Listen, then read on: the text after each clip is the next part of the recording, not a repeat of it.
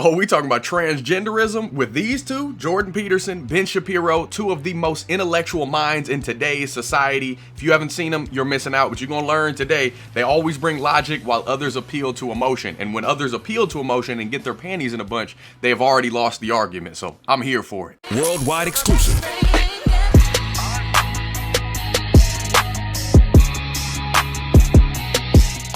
This is why, it's funny because I think that, the issue that you started to become really politically prominent on, which is the Bill C-16 in Ontario and Canada, it was federal law. In Canada, the gender issue. Yeah. That's the issue where now the question that's constantly being asked, so why do you even care? Why do you even pay attention? And the answer is because... I was asked that earlier today. Oh, really? What did you say? I'm not letting a cat have my tongue. Yeah. It's like it has nothing to do with gender as far as I'm concerned, or that's peripheral in some sense. So the accusation, Way why do you bigger care? than that. Fair enough. It's like, in some way people can go to hell in a handbasket if they're inclined to. Mm-hmm. Now, I would rather have that not happen, but people are, what would you say, doomed to their own autonomy. But I'm not saying words that other people want me to say. And the idea of compelled speech, it's like, the bill was this much about gender. Right. And it was this much that's about, right. oh yeah, the government's going to tell me what to say, hey. But now they're regulating what therapists can say, therapy sessions. This is interesting because to me, the problem with a lot of this is less a free speech issue, even though I'm on the same page with you. And to me, it really is a fundamental truth issue. Meaning that, yeah, you're trying to force me to say something I don't want to say. But to me, the fact that what you're trying to force me to say is so innately opposed to the good is the problem. Like you could try. I would have objections to you forcing me to say that I like a particular movie, right? It may not be true. I don't like the particular movie. It would be bad if you tried to force me to say that. But the level of passion that I have for issues like this one really go to the fact that I think the fundamental good of humanity relies on basic acknowledgments of biological truth, especially when it comes to gender. And anybody who's ever dealt with children, I find myself getting. If I look at my own political evolution, I'd say that when I grew up in a religious home, so that means that pretty conservative. And then you go to college and you're living by yourself and you're not married, you don't have kids. You tend to become a little bit more libertarian, which is like, okay, let everybody do whatever they're going to do and it's not going to bother me. And then you have kids and you realize that there's a pool in which we are all swimming. And that pool is going to define... Virginia. Exactly. Like my kid, it's going to determine how my kid lives. And I want my community to reflect some of my values because I don't want my kid to live in the toxic sludge that you are creating for my kid. I don't want you indoctrinating my kids in bullshit about whether yes, exactly. a boy can be a girl, or a girl can be a will say, well, I'll exceed, but not for my children. Yeah. And that's what Virginia demonstrated. It's like, you can come after me, but you come after my kids, and that's a whole different story. It's so fundamentally opposed to everything true, and the fact that that's the insistence. The insistence isn't that people be treated humanely or be treated decently. The insistence is that your vision of yourself be reflected by me in defiance of baseline reality and in order to redefine how society as a whole works. Well, a lot of it's murky thinking. If someone asked me, do I believe that there are gender fluid people? I would say yes. And I would say a young man who's gender fluid, I know what he's like temperamentally. He's high in agreeableness. He's high in neuroticism. So he has a feminine temperament. He's more interested in people than things. And he's extremely high in openness. And so his temperament is fluid. He's creative, and so he's one thing one day and one thing the next. And his fundamental temperament is tilted towards the feminine. But that doesn't mean he's not a man. Right, exactly. So it's murky thinking. So that's exactly right. It's as far as what's going on today, you got the Rachel Levines, you got the Leah Thomases, the Caitlyn Jenners, the D Wade son. It's all messed up. And I try to think biblically about everything because I grew up in a extreme left household. I grew up, my parents, my mom, I had a single mother. Father was more of just a donor at that point. But everything went like you could, if you feel one way, you can go for it. Again, my mom, she told me I was a man and I'm a man and I didn't never lean feminine or anything like that. So I personally don't know how that would feel. But I have seen what other people have done, and you can't just, it's so unsafe and it's so chaotic and evil and sin-filled to wake up one day. Do you know how dangerous this is? You feel like a woman one day, so you can go into a woman's bathroom, and society paints that as it's okay, but the majority of people do not. Like the people on the media are not the majority. They paint themselves as they are the majority, but they're not. it's so dangerous. You got Leah Thomas taking over women's swimming. It just unfair advantages out the wazoo. Caitlyn Jenner, Bruce Jenner was like the pinnacle of what I would consider a man's man. Like gold medals in the Olympics. I believe he was a lawyer as well. Had Kris Jenner and then transformed because that wasn't fulfilling enough. That sin, that mental illness has taken hold of people. Dwayne Wade and what he is allowing his son to do, and it is so messed up, man. Allowing his son to go towards the feminine direction. No matter how you chop it up, a man's chromosomes cannot be engineered into a female's chromosomes. XX, XY, it's not going to happen. Altering one's appearance cosmetically or surgically cannot change the underlying reality of a man's biological makeup. You can't do it. It's like the transgender revolution demands that we believe falsehoods about human nature, that God created us in his image. You know what I'm saying? Genesis 1 verse 27. So God created humankind in his image. In the image of God, he created them. Male and female, he created them. Men, women. That's it. You can't change it. You can't chop it up any other way. Little boy, little girl, you can change your makeup and your genetic DNA. No, you can't. Stop lying to these kids. Stop lying to these people. There's men, there's women. Men, if you want to dress like a woman, by all means, do your thing, but don't get it twisted. You're still a man at the end of the day. I'm still going to call you what you're born as a man. You are a man, sir. That's what I'm addressing you as, period. 1 out of 10 women, now it depends on where you put the cutoff, say, but you could say with reasonable certainty that 1 in 10 women has a masculine temperament and 1 in 10 men has a feminine temperament. And so that's a lot of people. And those people, especially if they're also creative, well, they're kind of at a loss in relationship to what to do with their identity, because they're pulled. First of all, they have a hard time catalyzing their identity. Creative people have a hard time catalyzing it. It's like the definition of creativity. They're protean. And so there have been people who play at the edges of gender identity forever. And fair enough. And sometimes that's even admirable if it's done in a sophisticated way. And it's charismatic. So you see it in Mick Jagger, you see it in David Bowie, you see it in people like Madonna as well, because Madonna had a hard edge, that was very masculine. And all the Marvel superhero women have a hard masculine edge. And so we find that charismatic because those people are also integrated. But the notion that there's such a thing as gender, that's not right. There's variability in personality and temperament. And the idea that there's no such thing as biological sex, that's just insane. It's insanity. They've abstracted gender from sex and then read gender back into sex as more important than sex. It's well, and then why insist upon the biological modifications? Just two. Right. If there's no such thing as sex, it's like, well, then just act out your role. Right. Leave your body alone because it's irrelevant anyways. Well, it turns out it's not irrelevant. You have to go through the surgical transformation, which is a pretty dramatic answer to a question that for 99% of people who are ambivalent about their gender identity would be best solved without surgical intervention. Yep. And then so now in Canada, because they banned conversion therapy, it's now all affirmation therapy. Right. There's no such thing as affirmation therapy.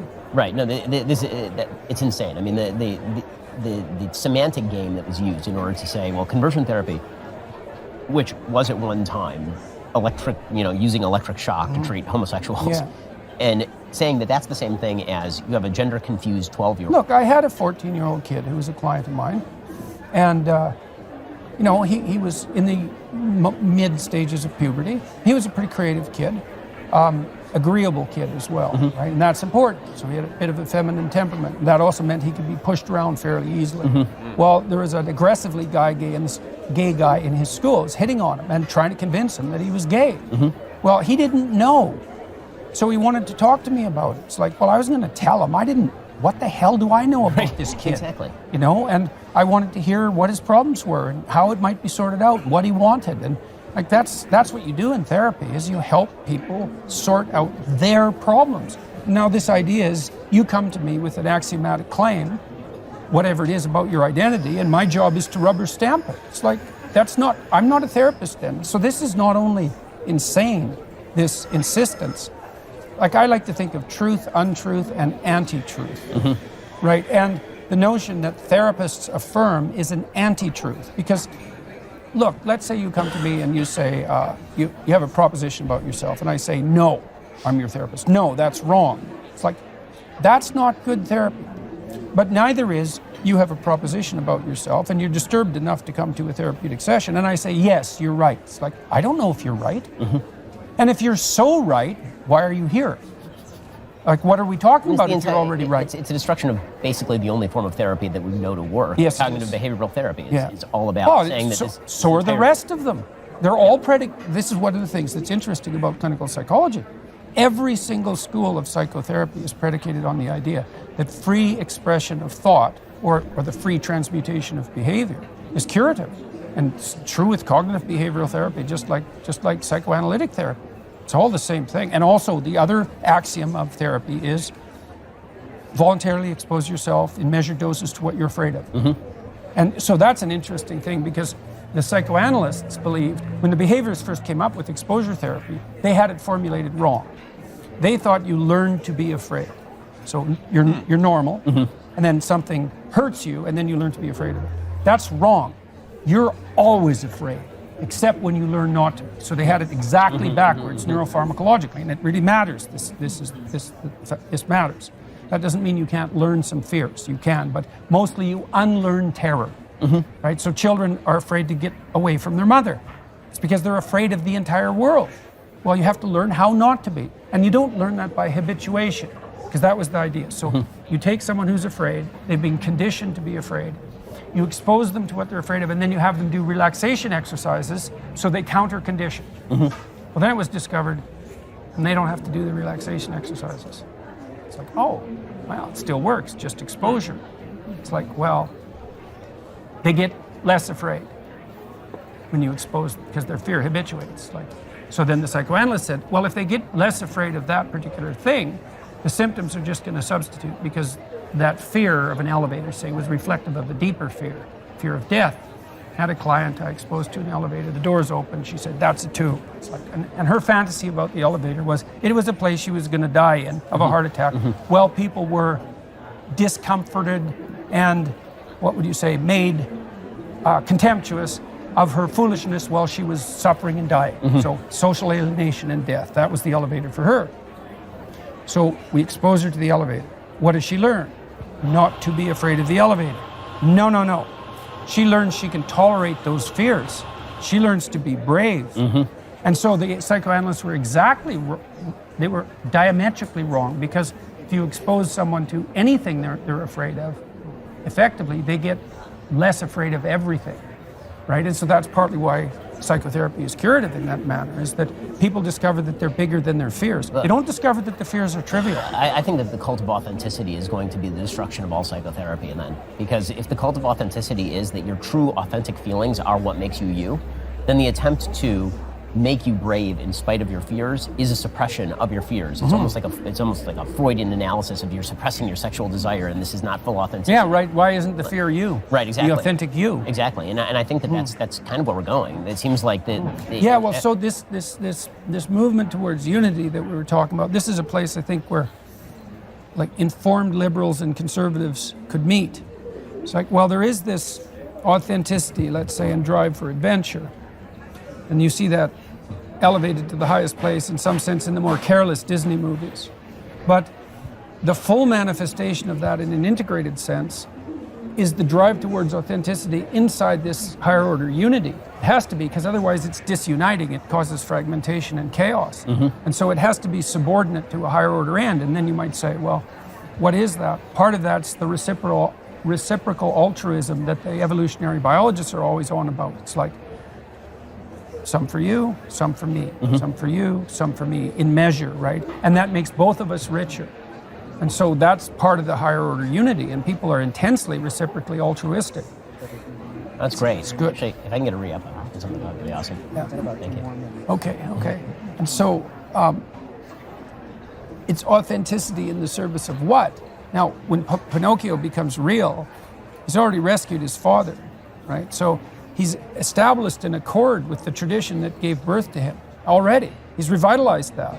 So when he wakes up, he's not free.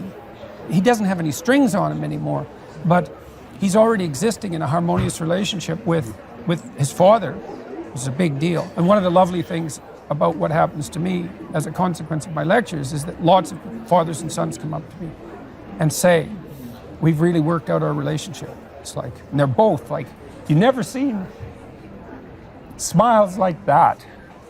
It's really something to be stopped on the street and to be told that. to see people so joyful about that, because it's their heart desire, you know. And that's that integration of that drive to autonomy with the family, with the father, with the mother, with the broader community. All that has to be in a higher unity. Yeah, exactly. And I think that's the conservative insistence, right? Exactly. Is that there are the wall, as you said before, the walls have to exist. You can have autonomy, but the autonomy has to exist within the walls. And then once you let the autonomy or the rationalism destroy all the walls, well, there's no autonomy without the walls. There's just chaos. That last word right there, what he just said, chaos. Some of that went over my head when he was talking. I don't know about y'all, but from what I gathered, what I think that he meant, let's touch on the fear aspect first, because he tugged at a personal chord with me when he mentioned the elevator. My wife is terrified of elevators, or she thinks she's terrified of elevators, but she has that instilled in her mental capacity so much that she won't even go in them. She won't really go near them, which fear to me is false evidence appearing real. Now, have there been things I've been afraid of? Yes, but when you expose yourself to them more and more, you become more brave, and deep down you may think you're scared of them, but when you expose yourself to them, you'll get over that fear pretty darn quick. So if I somehow forced my wife into an elevator, I'm sure she would be okay. I don't know what people that transform or transgenders think that they are afraid of. I don't know what exactly that mental process is like, because I don't have that. But I think it's all complete heresy. It goes against everything I've ever believed. It goes against just facts, scientific facts. You can't transform those. But if you're in a household to where a mother or a father allows your mind to run rampant, especially in those stages of puberty, where, like, if you're especially at a public school, you're getting stuff thrown at you day in and day out. Public school is dangerous. Like, I don't have kids yet, but I can almost guarantee you that I'm going to do everything in my power, as long as God blesses me with the means to do so, and my wife to do so. We will homeschool our kids, because at a public school, kids are throwing these ideas at you. You mentioned a gay bully at that. It's hard to really bottle up those thoughts and be able to express them and being able to make sense of what a kid is going through. Like, one day they may feel like, okay, I'm a man, but I don't feel quite like a man. But Jordan says that, like, some men are more agreeable, they have more feminine aspects, but that it has to stop there. Just because you have a more feminine aspect doesn't make you a woman. You, in fact, cannot transform into a woman, and you may be more agreeable, which makes you more adept to be able to be bullied and pushed around and kind of like a yes man or a yes woman. But somebody has to expose you to those fears, and somebody has to expose you to reality, instead of that false sense of reality that you create in your own head, making you think that you're going to be able to transform into a man or a woman. Because what I've seen, I don't know exactly what the stats are, but I've seen suicide in transgender cases and gay homosexuality cases. Like, there's more suicide on that side of the fence than any other. I'm pretty sure. Y'all let me know. I could be speaking out of tense, but what I see it as is the new scam that these extreme leftists and extreme neoliberals want to create. It's so much chaos. That was the last word Jordan used, and he nailed it on the head. They want to create so much chaos, so much demoralization, which is allowing your mind to run wild, allowing people to bash, belittle, and tell you all these falsehoods.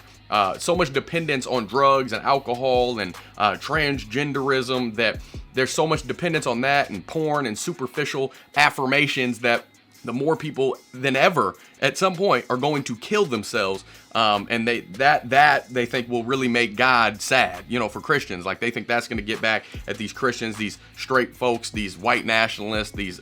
That's what we're considered as Christian folks, and we're like bad. Anti-gay is bad. The Don't Say Gay bill that happened in Florida. I know I'm kind of touching on all different things, but the Don't Say Gay bill is what they were calling it, with what Ron DeSantis put into effect. Well, it wasn't that. It was not allowing teachers and the education system to influence kids. I think it was up to like third grade. There's no business in a kindergarten through K through third grade discussing gender and sex and anything like that. Like, talk about English, talk about math, talk about science, regular science. You know what I'm saying? Like, none of that stuff needs to be discussed, because a kid that age, or even in teenage years, like, so much is going through your mind with all those hormones that you're developing and body parts transforming, more like progressing. You're getting taller, you're getting some muscles, you're getting some hair on your chest, getting some hair in your areas, like you're growing. But you're going to be so confused at that point if these teachers are lecturing you saying that if you feel like this one day, you can actually transform. No, you can't. We got to stop lying to these kids. We got to stop unleashing chaos,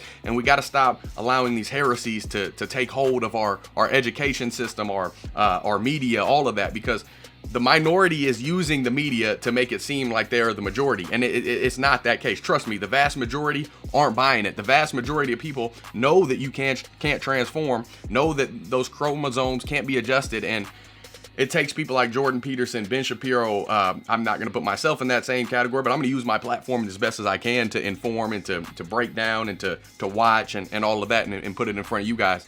But I know God is not for any of that stuff. You know what I'm saying? And if it's not in this, if it's not in the basic instructions before leaving Earth, I can't get on board with it. And I hope you're the same way. No matter where you're at on your path, I hope you can at least see the dangers in our education system and our media and just anybody painting the picture that transgenderism is okay. It's not. It's chaos. It's chaos. It's mental illness. It's sin. It's evil. It's Satan's way of trying to lure you into falsehoods. And Satan portrayed himself as the light. Satan fell from heaven. He was an angel, but he's not an angel anymore. He's not the light. He portrays himself as the light, but he will sink you darker and darker into the deep evil abyss of sadness, depression, anxiety, all of that, until you want to kill yourself, or you do kill yourself, because that makes Satan's job a whole lot easier. And y'all know where I could go with that one. But thank you to Jordan Peterson and Ben Shapiro for putting it out in discussion form, in a very educated, well-spoken, intellectual form. People are gonna be upset about this, but you gotta keep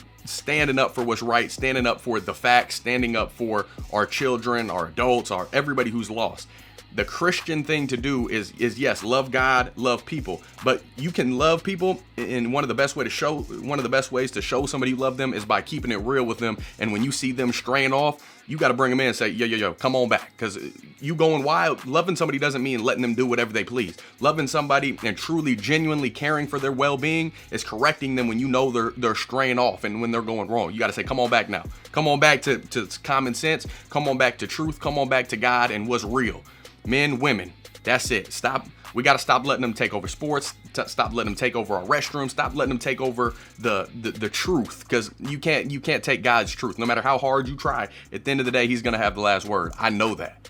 I love y'all. I know this is a long one. This is a rant, a tangent, but we got to talk about these things. And I'm going to do my darndest every single day to put it in front of you guys and to have these real adult conversations that need to be had. We got to save this world. We got to keep this chaos and this sin away, for real. So we got to do better. And it starts with this is unity, discussion, talking about what's real. Y'all let me know what you think down below. Subscribe, like, notification bell if you're new. If you want to support the channel, you can always join the Patreon family. You can buy me a coffee, or you can donate on PayPal. You don't have to do any of that at all if you just showed up. I'm grateful to have you. Keep on pushing, keep on praying. I know God's going to work this thing out. But for right now, Godspeed. I'm gone.